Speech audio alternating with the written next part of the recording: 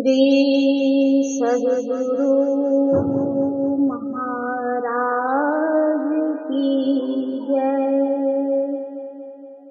प्रवचन संख्या 21। सूर संग्राम को देख भागे नहीं। प्यारे भाइयों, आप लोगों ने संतों के वचनों का पाठ सुना। आप लोगों को सुनने में प्रिय लगे, इसलिए कुछ लय और बाजा बजवाया। लय सुनकर जो अच्छा लगा हो तथा अर्थ समझ कर गोता लगाते हो तो बहुत अच्छा। यदि लय बाजा अच्छा नहीं लगता हो, केवल अर्थ को समझ कर गोता लगाते हो तो यह भी अच्छा है, किंतु यदि केवल लय में आनंद हो तो वह अच्छा नहीं है। संतों की माला मेरे हृदय में है। माला में एक सुमेरु होता है। सुमेरु को टपते नहीं है। सुमेरु से लौटकर फिर गिनते सुमेरु तक जाते हैं। कोई भी सुमेरु को टपते नहीं है। मेरी माला संतों की माला है। सुमेरु में संत कबीर साहब है, इसलिए संत कबीर साहब का वचन मेरे पाठ में सबसे प्रथम आता है। इनको सबसे प्रथम धक्का लगा और धक्का को सह गए। जिस समय सामाजिक और धार्मिक समस्या ऐसी थी कि उसके सामने हटना मुश्किल था, कबीर साहब ने इन धक्कों को सहा। चूल्हे पर देकर देग में उबाला गया, बांधकर हाथी के पैरों तले दबवाया गया। सिकंदर लोदी का समय था। उन्होंने बहुत जबरदस्त धक्का दिया, किंतु ये सह गए और अपनी जो उक्ति थी कही, जो उक्ति उपनिषदों में है। नानक, दादू, तुलसी आदि संत कोई कम नहीं थे, किंतु पहले इन्हीं को सब धक्का सहना पड़ा। वे कहते हैं, सब लोग अंधकार में पड़े हुए हैं। आप लोग कहेंगे, हम लोग चंद्र, सूर्य, तारे आदि के प्रकाश से प्रकाशित हैं। अनेक प्रकार की रोशनियों को जलाकर प्रकाश करते हैं, फिर अंधकार में कैसे? कहेंगे, विद्या नहीं रहने के कारण, किंतु इससे भी प्रकाश नहीं होता। इतना पढ़ गए कि पढ़ने का अंत ही कर डाले, किंतु आंख बंद करके देखो तो अंधकार ही मिलेगा। छांदोग्योपनिषद में नारद की कथा है कि नारद ऋषि सनत कुमार अर्थात स्कंद के यहाँ जाकर कहने लगे, मुझे आत्मज्ञान बतलाओ। तब सनत कुमार बोले, पहले बतलाओ तुमने क्या सीखा है, फिर मैं बतलाता हूँ। इस पर नारद ने कहा, मैंने इतिहास, पुराण रूपी पांचवें वेद सहित ऋग्वेद प्रभृति समग्र वेद, व्याकरण, गणित, तर्कशास्त्र, कालशास्त्र, नीति शास्त्र, सभी वेदांग, धर्मशास्त्र, भूत विद्या, क्षेत्र विद्या, नक्षत्र विद्या और सर्प देव जन विद्या प्रभृति सब कुछ पढ़ा है, परंतु जब इससे आत्मज्ञान नहीं हुआ तब अब तुम्हारे यहाँ आया हूँ। इसको सुनकर सनत कुमार ने यह उत्तर दिया, तूने जो कुछ सीखा पढ़ा है वह तो सारा नाम रूपात्मक है। सच्चा ब्रह्म इस नाम रूपात्मक ब्रह्म से बहुत आगे है। विद्या का प्रकाश बाहर का प्रकाश रहते हुए भी आत्मज्ञान नहीं होता है। अपरोक्ष ज्ञान अनुभव ज्ञान नहीं हो सकता। अनुभव को लोग विचार में ले लेते हैं किंतु नहीं। समाधि द्वारा अनुभव ज्ञान प्राप्त होता है। संत कबीर साहब कहते हैं, अपने घट दिया ना बारू रे, चिराग है बत्ती है आग जला दीजिए, फुना कर जलता है फिर बुझ जाता है। यह प्रकाश क्या है? उसी प्रकार कुछ भजन करते हैं, ईश्वर की कृपा से कुछ देखने में आता है फिर बुझ जाता है। तेल नहीं है इसलिए। संत कबीर साहब कहते हैं, नाम का तेल दो, अर्थात प्रकाश में पहुंचकर यदि शब्द को पकड़ो तो वह स्थिर प्रकाश मिलेगा जो बुझेगा नहीं। उसमें सूरत की बाती दो, ब्रह्म अग्नि से जलाओ। ब्रह्म ज्योति कहाँ है? संत सूरदास जी के वचन में सुना, मैंने नासिका अग्र है, तहाँ ब्रह्म को वास, अविनाशी विनशय नहीं, वो सहज ज्योति प्रकाश। इस शरीर इंद्रिय से अपने की पहचान नहीं होती है, फिर परमात्मा को कैसे पहचानेगा? आपने ही खोज मिले जब राम सनेही।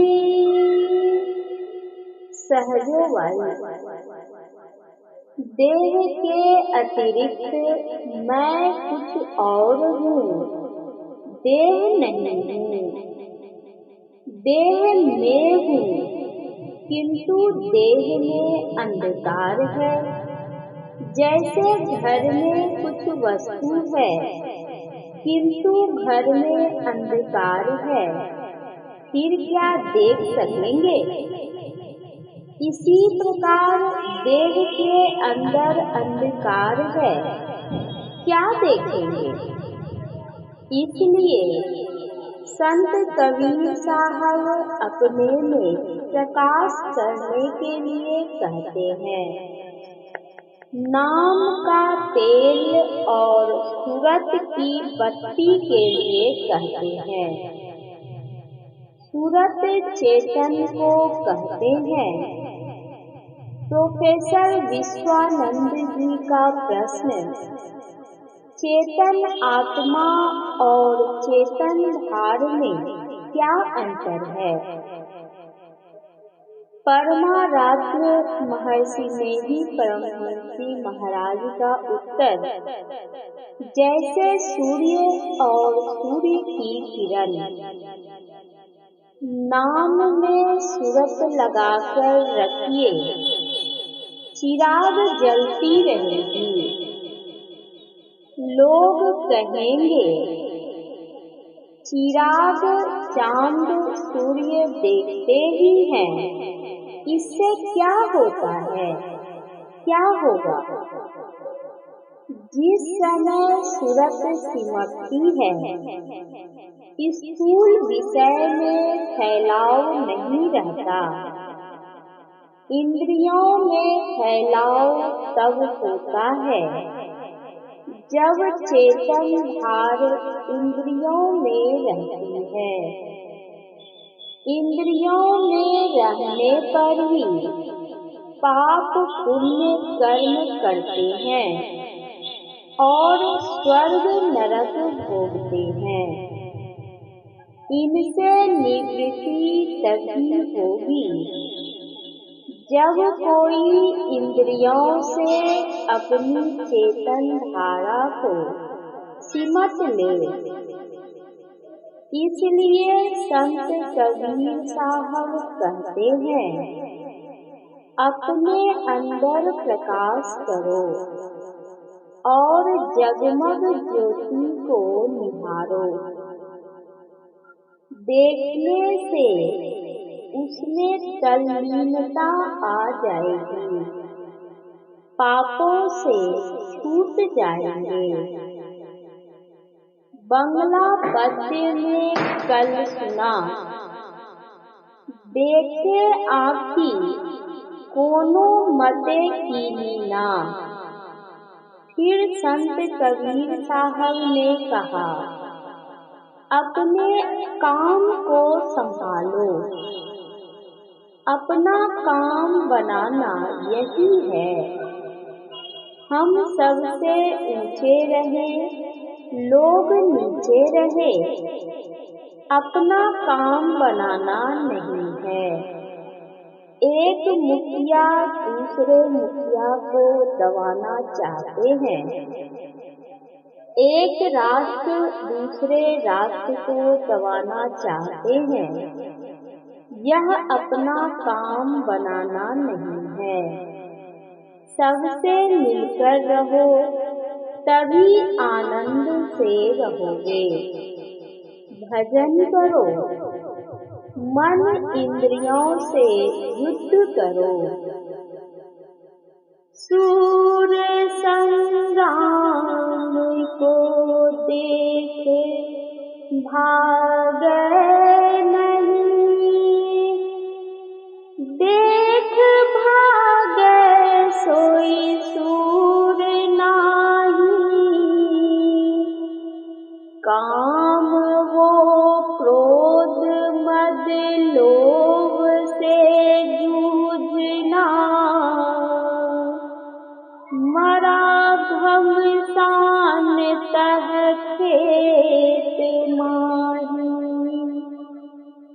साचियो शील संतोष साही भये, नाम शमशेर तह खूब बाजे। कह कबीर कोई जूझी है सूरमा,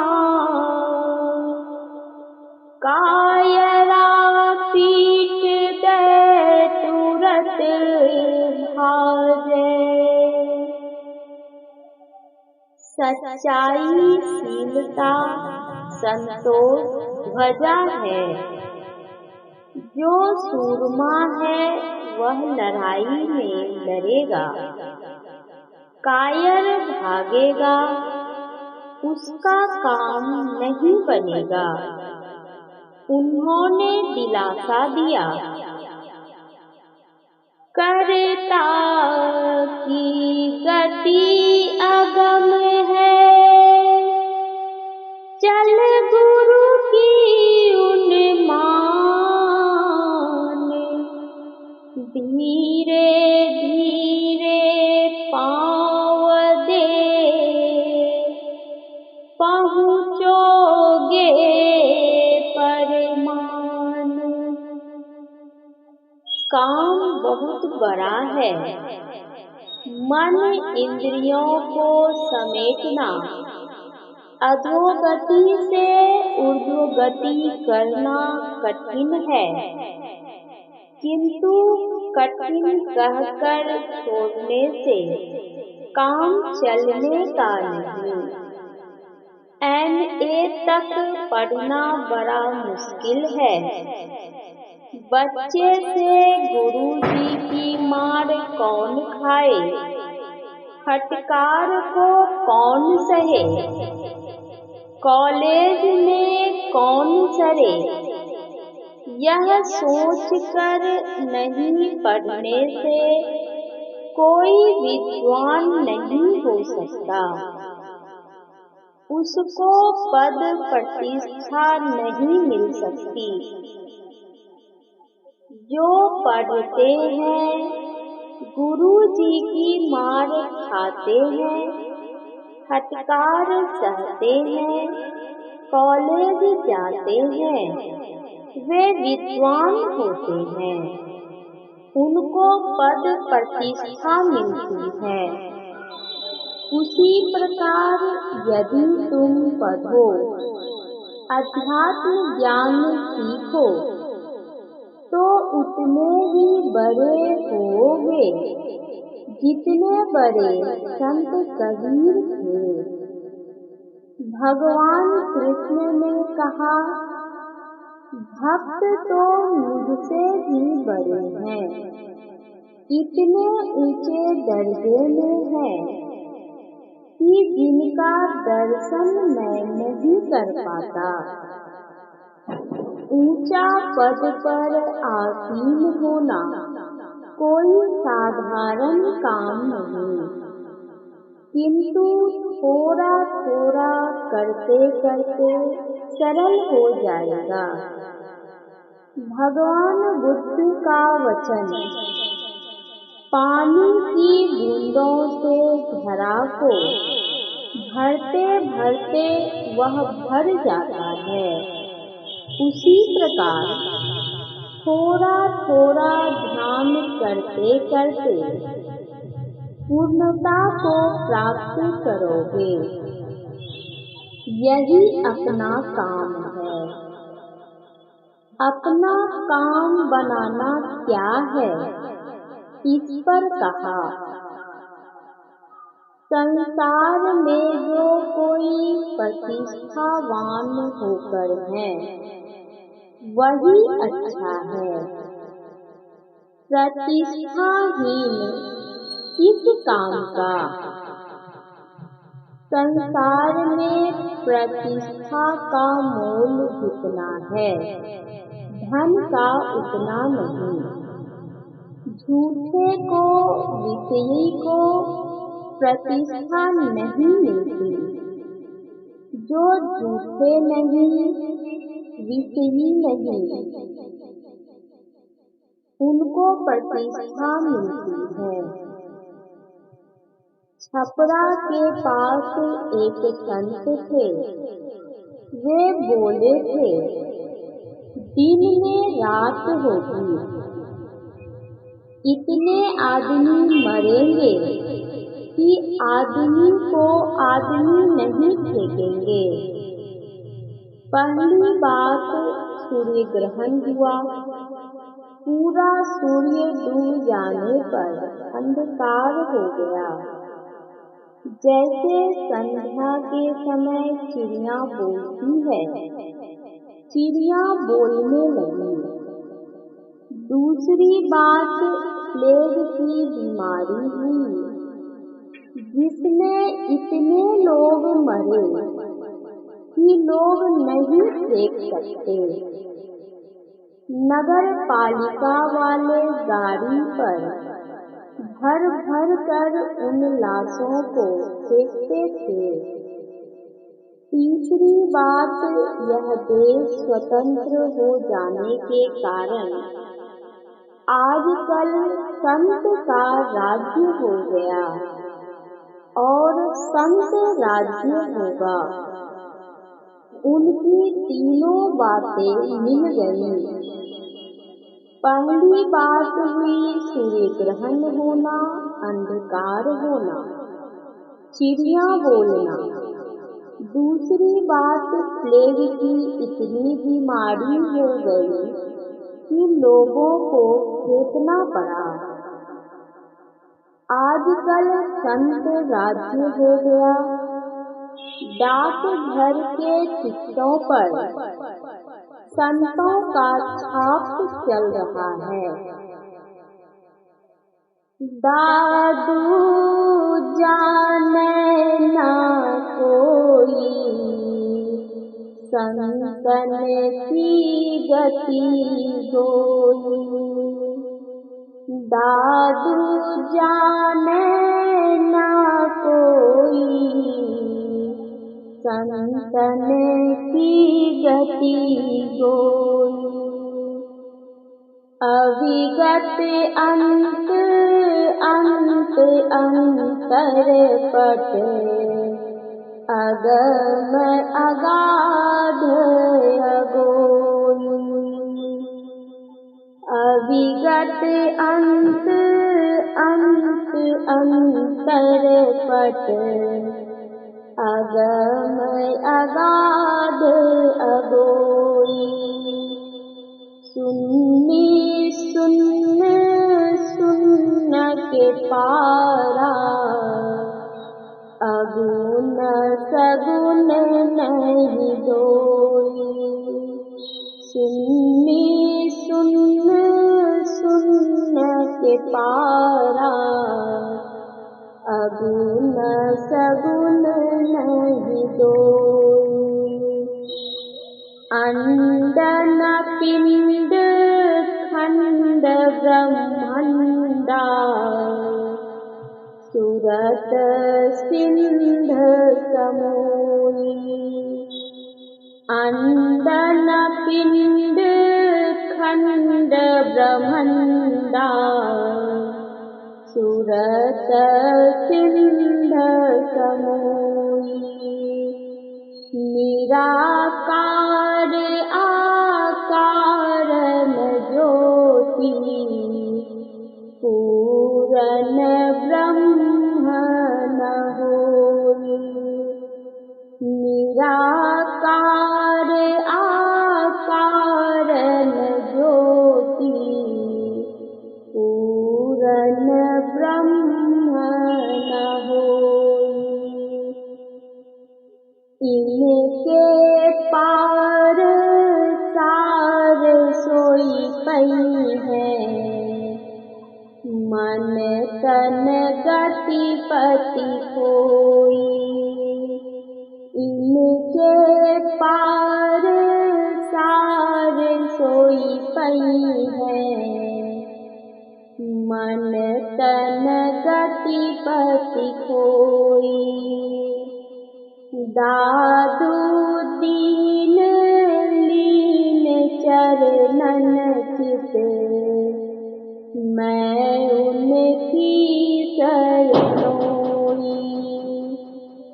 दादू दीन लीन चरणन चित मैं उनकी अ मतलब नहीं, गोई मतलब कहना, अगोई मतलब अनिर्वचनीय। अंतर शून्यम बाहर शून्यम, त्रिभुवन शून्यम शून्यम। तीनों शून्य को जो कोई जाने, ताको पाप न पुण्यम। पहला स्थूलाकाश, अंधकार का आकाश। दूसरा सूक्ष्माकाश मतलब प्रकाशाकाश। तीसरा कारण का आकाश मतलब शब्दाकाश। दादू दयाल जी का वचन है, शून्य शून्य शून्य के पारा, अर्थात शून्य महाशून्य और भंवर गुफा के परे जो जाता है उसको पाप पुण्य नहीं लगता। त्रैगुण रहितता का गुण है, त्रैगुण का गुण नहीं है। दिव्य गुण सहित और त्रैगुण रहित होने से ईश्वर सगुण है, किंतु इस प्रकार केवल सगुण कहने से साधारण लोग ओरझा जाएंगे। इसलिए संतों ने सगुण निर्गुण तथा उसके परे कहकर समझाया। त्रैगुण सहित सगुण, त्रैगुण रहित निर्गुण तथा इन दोनों के परे भी सगुण जड़ निर्गुण चेतन तथा इन दोनों के परे जो है वही परमात्मा है। बाहर इंद्रियों से जो हम जानते हैं स्थूल सगुण है, अंतर में प्रकाश तथा अनहद शब्द सूक्ष्म सगुण है, तथा सार शब्द सार्थक निर्गुण है। सार शब्द की उपासना निर्गुण उपासना है। इसकी उपासना करने वाले इसके पार हो जाते हैं। वे निर्गुण सगुण के परे चले जाते हैं। पूर्ण ब्रह्म न होई, जो प्रकृति मंडल में व्यापक है वही पूर्ण ब्रह्म है। प्रकृति व्याप्य और वह व्यापक है, किंतु प्रकृति पार प्रभु सब